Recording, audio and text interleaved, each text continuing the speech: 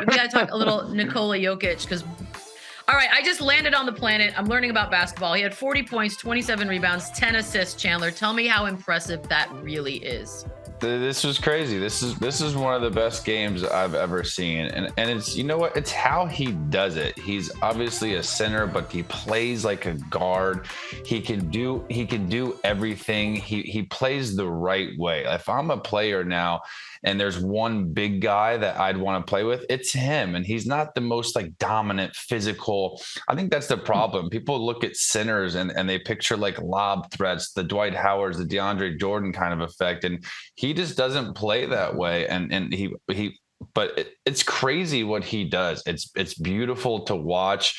The guy he's averaging 25, 11, and 9, shooting 62% from the field. And by the way, I think they're like tied for the second record in the West right now. So he is just as much in the MVP again. I don't think they'll give it to him 3 years in a row unless he continues to do things like this. But this was one of the most dominating performances I've ever seen. And it was really, really special to watch. Yeah, God bless Mason Plumlee and Nick Richards. They got the 55 points from Joel Embiid like last week, and then they get this. It was fascinating to watch. I do think it's a little alarming that this game remained close even with that performance. And, Jokic, I think he had 23 rebounds in 3 quarters. I feel like there was 3 more rebounds out there for him. Like, I need the 40-30. I need to see that in my life. So pick up the slack next time, big fella. I think we're just running out of like words for Nikola Jokic. Like, he does this on a nightly basis. He makes it look so easy. He's not really a dominating presence like Chandler said. So I think it's like normal for him. And I know the way that they play in Denver, it's a free-flowing game. It's team first. And I think Nikola Jokic embodies that. And when you talk to players who've left that organization in the past few years, they know it's night and day compared to what life was like in Denver. So we'll see if this can kind of turn this team around. But Jokic is playing like he's going to be part of the MVP conversation again this year. Like Chandler said, I don't know if he wins it 3 straight times, but he's definitely going to be in the conversation. This is a center with 5 triple doubles.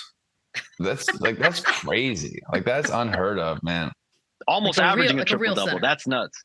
Right. So then, let me ask you this. Then why do we? I don't know. I kind of put them in the same category as the Phoenix Suns. Like, maybe we've been there, done that. We've seen what their ceiling is. Is that why we don't talk about him and his team the same way we talk about other teams? Are we just not as impressed? Like, I can't figure it out, Eddie. Why is it we don't talk about the Nuggets in such high regards as others? I mean, we do understand there's a ceiling with that team. And honestly, it's because of him and what he can and cannot do on defense. No, disrespect to him. But at the end of the day, he can only move so quickly on defense, and that's going to be exploited every time. I think there's just this perception of, the Warriors, the Grizzlies, the Suns. We just view them as a hierarchy in contendership in that sense.